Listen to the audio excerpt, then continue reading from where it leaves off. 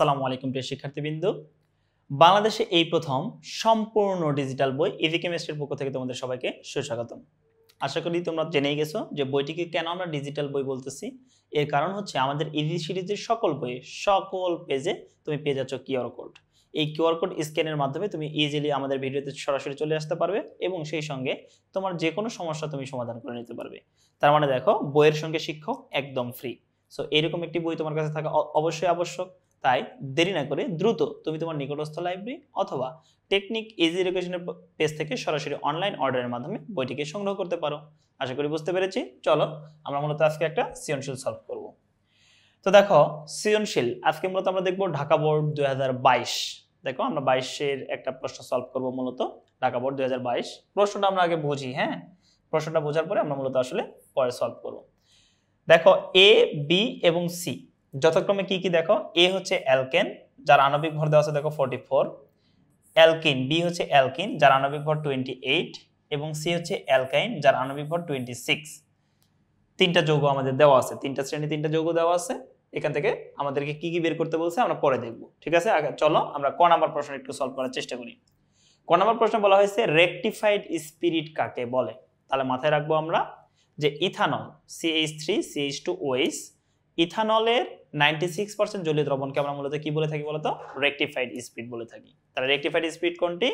ইথানলের 96% জলীয় দ্রবণ হচ্ছে রেকটিফাইড স্পিরিট। ওকে, খ নাম্বার প্রশ্ন কি বলছে বলতো? বলছে অ্যালকিনকে অলিফিন বলা হয় কেন। তাহলে দেখো, অ্যালকিন অলিফিন মূলত মাথায় রাখবা, অ্যালকিনকে অলিফিন বলার কারণ হচ্ছে অ্যালকিন সমূহ সাধারণত আমাদের পর্যায়সারণিক গ্রুপ নাম্বার 17 অর্থাৎ হ্যালোজেন মৌলসমূহের সঙ্গে ফ্লোরিন, ক্লোরিন, ব্রোমিন, আয়োডিন এদের সঙ্গে বিক্রিয়া করে মূলত তৈলাক্ত পদার্থ বা চর্বি জাতীয় পদার্থ তৈরি করে, যার কারণে এদেরকে মূলত আমরা কি বলে থাকি বলতো? অলিফিন। তাহলে দেখো, যে সকল জৈব যৌগ মূলত 17 নম্বর গ্রুপ হ্যালোজেনের সঙ্গে বিক্রিয়া করে তেল জাতীয় পদার্থ সৃষ্টি করে তাদেরকে আমরা বলি অলিফিন। আর অ্যালকিন এই বিক্রিয়াটা দেয় বিধায় অ্যালকিনকে আমরা অলিফিন বলে থাকি। আশা করি আমরা প্রশ্নের অ্যান্সারটা বুঝতে পেরেছি। চলো গ নাম্বার প্রশ্ন আমরা একটু সলভ করার চেষ্টা করি। বলেছে এ যৌগটি ডিকার্বক্সিলেশন বিক্রিয়ার মাধ্যমে তৈরি করা যাবে কি? সমীকরণ সব ব্যাখ্যা করো। এই যৌগটা আসলে কে বলতো? অ্যালকেন। তাহলে চলো, অ্যালকেন যার আণবিক ভর ছিল কি 44। তাহলে আমরা এখন দেখব যে এই অ্যালকেনটা আসলে কত কার্বন বিশিষ্ট। যদি বের করতে পারি তাহলে আমরা আসলে অ্যান্সারটা দিতে পারবো। হ্যাঁ, আসলে ডিকার্বক্সিলেশন বিক্রিয়ার মাধ্যমে আমরা এই যৌগটা তৈরি করতে পারি। চলো আমরা আসলে প্রশ্নটা সলভ করে আসি। তাহলে দেখো, এই যৌগটা আমাদের কি ছিল? এই যৌগটা আমাদের ছিল হচ্ছে অ্যালকেন, তাই না? তাহলে দেখো, এই যৌগ এখানে ছিল হচ্ছে আমাদের, আচ্ছা আমরা আগে গ নাম্বার প্রশ্নের অ্যানসার ইয়েটা দিয়ে নিই, গ। তাহলে দেখো, এই যৌগটা ছিল আমাদের কি আণবিক ভর ছিল 44 এবং সেটা ছিল একটা কি বলতো? অ্যালকেন, যেটা আমাকে বলেই দিছে। তাহলে অ্যালকেনের সাধারণ সংকেত কি বলতো ভাইয়া? অ্যালকেনের সাধারণ সংকেত হচ্ছে CnH2n+2। তাহলে এখান থেকে চাইলে কিন্তু আমরা বের করে ফেলতে পারি n এর মানটা। কিভাবে বলতো?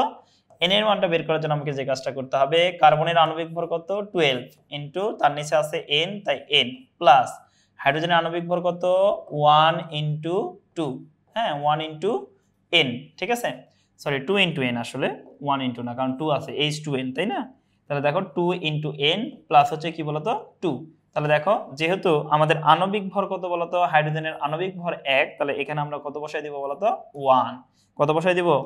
1। তাহলে দেখো আমরা মূলত কি পেয়ে গেলাম? তাহলে এখানে আমরা একটা গুণ চিহ্ন দিয়ে দিব আর কি। তাহলে এখানে আমরা পাচ্ছি কি? এটা ইকুয়াল 44। তাহলে এখন তুমি লক্ষ্য করো, তাহলে আমরা লিখতে পারি 12n প্লাস, তাহলে দেখো 2n প্লাস হচ্ছে 2 ইকুয়াল 44।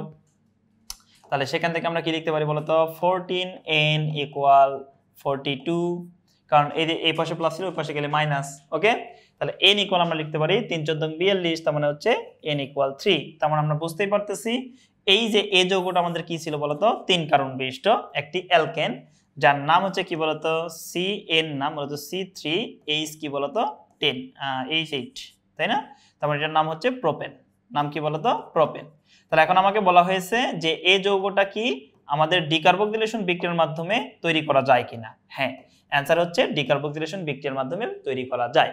কিভাবে দেখো, ধরে নাও আমরা যদি কি করি, আমরা যদি একটি 4 কার্বন বিশিষ্ট জৈব লবণ যেমন হচ্ছে সোডিয়াম বিউটানয়েড, এই সোডিয়াম বিউটানয়েডকে যদি আমরা কি করি বলতো? যদি ডিকার্বক্সিলেশন করি অর্থাৎ সোডা লাইম সহযোগে বিক্রিয়া করি, তাহলে এখান থেকে 3 কার্বন বিশিষ্ট একটি অ্যালকেন অর্থাৎ প্রোপেন প্রস্তুত হয়। চলো আমরা বিক্রিয়াটা দেখে ফেলি। তাহলে দেখো, প্রোপেন প্রস্তুত। ডিকার্বক্সিলেশন বিক্রিয়ায় প্রোপেন প্রস্তুত, ডিকার্বক্সিলেশন বিক্রিয়ায় প্রোপেন প্রস্তুত। ওকে, তাহলে কিভাবে প্রোপেন প্রস্তুত করা যায় দেখি।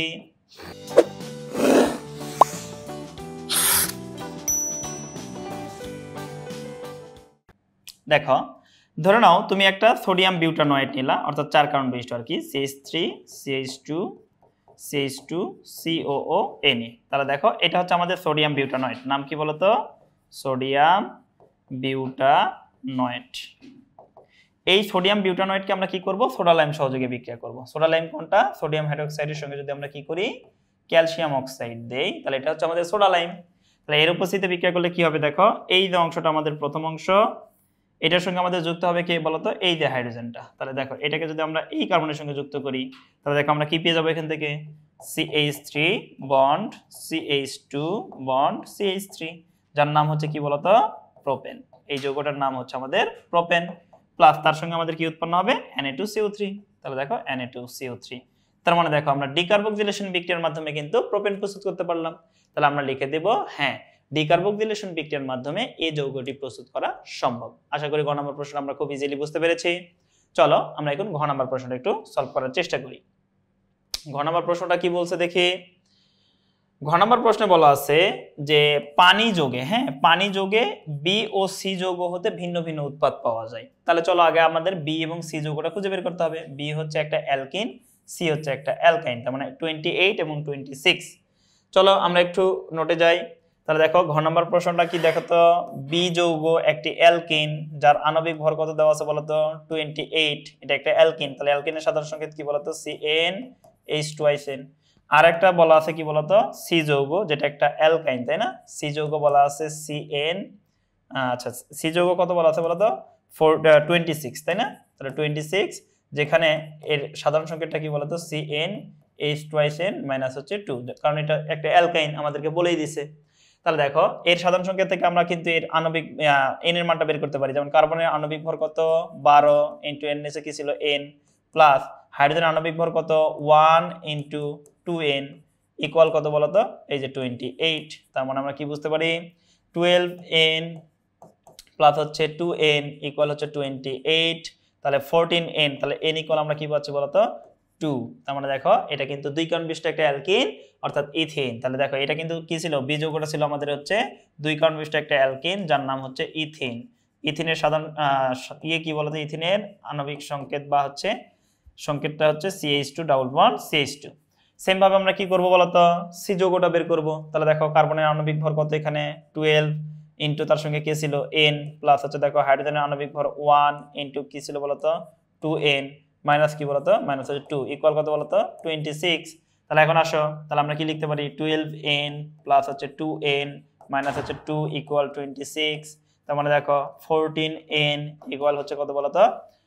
28, এবং সেই সঙ্গে আমরা কি লিখতে পারি বলতো? n equal 2। তার মানে দেখো এই যে সি যৌগটা আমরা যেটা দেখতেছি, এই সি যৌগটা 2 কার্বন বিশিষ্ট একটা যৌগ বা অ্যালকাইন, সেটার নাম হচ্ছে ইথাইন। ঠিক আছে, তাহলে ইথাইনের সংকেত কোনটা?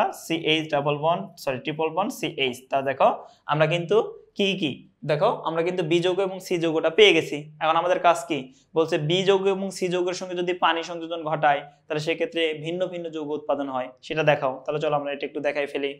তাহলে এখন আসো, বি যৌগের সাথে পানি সংযোজন, তার মানে দেখো অ্যালকিনের পানি সংযোজন। ঠিক আছে, অ্যালকিনের কি পানি সংযোজন। তাহলে অ্যালকিনের পানি সংযোজন বিক্রিয়াটা আমরা একটু দেখব। পানি সংযোজন,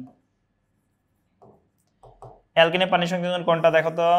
ধরে নাও তুমি একটি অ্যালকিন নিলা, CH2 ডাবল বন্ড কি বলতো? CH2। এটাকে যদি তুমি পানির উপস্থিতিতে বিক্রিয়া করো H2, তাহলে বিক্রিয়া করার সময় অবশ্যই মাথায় রাখতে হবে বিক্রিয়াটা আমরা করব উচ্চ চাপ এবং উচ্চ তাপে। কি করব বলতো? উচ্চ চাপ এবং কি উচ্চ তাপে। সেই সঙ্গে অবশ্যই মাথায় রাখবো বিক্রিয়াটা করতে হবে ফসফরিক অ্যাসিডের উপস্থিতিতে, H3PO4। তাহলে কি হবে ভাইয়া? এখান থেকে মূলত অ্যালকোহল উৎপন্ন হবে। কিভাবে? দেখো এখানে পানিতে কি আছে? একটা H আর একটা কি আছে বলতো? OH। এই যে Hটা এই কার্বনে যুক্ত হবে, OHটা এই কার্বনে যুক্ত হবে। তাহলে দেখো আমরা পাবো কি? CH3 bond CH2 bond OH। দেখো আমরা কিন্তু ইথানল পেয়ে গেলাম। তাহলে দেখো বি যৌগের পানি সংযোজন বিক্রিয়ায় কি উৎপন্ন হয়? বি যৌগের পানি সংযোজন বিক্রিয়ায় অ্যালকোহল অর্থাৎ ইথানল উৎপন্ন হয়। চলো এখন আমরা সি যৌগের সঙ্গে পানি সংযোজন করে দেখি যে আলাদা যৌগ আসে কিনা। তাহলে সি যৌগ কি ছিল? অ্যালকাইন। তাহলে আমরা লিখবো কি বলতো? অ্যালকাইনের পানি সংযোজন। অ্যালকাইনের পানি সংযোজন। পানি সংযোজন বিক্রিয়াটা আমরা কিভাবে করব? তাহলে দেখো তুমি একটা কি নিবা? অ্যালকাইন নিবা। তাহলে দেখো যে অ্যালকাইনটা আমরা পাইছি CH ট্রিপল বন্ড CH, তাই না? তাহলে দেখো ত্রিবন্ধন আর কি। তাহলে এটাকে আমরা কি করব? পানি সংযোজন ঘটাবো। তার মানে দেখো H2O। তাহলে এইটা বিক্রিয়া করার সময় মাথায় রাখবো আমরা 20% আমাদের কি লাগবে? H2SO4 এবং সেই সঙ্গে 2% আমাদের লাগবে HgSO4।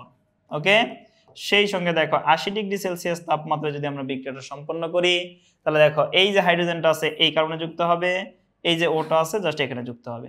তাহলে আমরা কি পাচ্ছি বলতো? CH3CHO। তার মানে দেখো এটা একটা ইথানল অর্থাৎ একটা অ্যালডিহাইড। তার মানে দেখো আমরা অ্যালকিনের বিক্রিয়ায় পাচ্ছি অ্যালকোহল, কিন্তু অ্যালকাইনের বিক্রিয়ায় পাচ্ছি কি বলতো? ইথানল অর্থাৎ কি বলতো? অ্যালডিহাইড। তাহলে দেখো আমরা বি এবং সি যৌগকে পানি সংযোজন ঘটাইলাম, পানি সংযোজন করে দেখলাম দুইটা আলাদা আলাদা আমরা কি পেয়ে গেছি বলতো?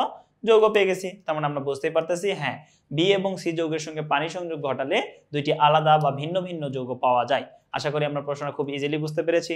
তাহলে দেখো তুমি কিউআর কোড স্ক্যানের মাধ্যমে খুব সহজে বুঝতে পারতেছো যে আসলে বিক্রিয়াগুলো কিভাবে হচ্ছে বা আমার কি কি সমস্যা ছিল সেগুলো সলভ হয়ে যাচ্ছে। তাই বুঝতেই পারতেছো বইয়ের সঙ্গে কিন্তু শিক্ষক একদম ফ্রি পাচ্ছ। তাই দেরি না করে তুমি দ্রুত তোমার নিকটস্থ লাইব্রেরি অথবা টেকনিক ইজি এডুকেশনের সরাসরি অনলাইন পেজ থেকে অর্ডারের মাধ্যমে বইগুলোকে সংগ্রহ করতে পারো। দেখা হবে নেক্সট কোনো পর্বে। ততদিন তোমরা সুস্থ থাকো, ভালো থাকো, সবসময় টেকনিক ইজি এডুকেশনের সঙ্গে থাকো। আল্লাহ হাফেজ।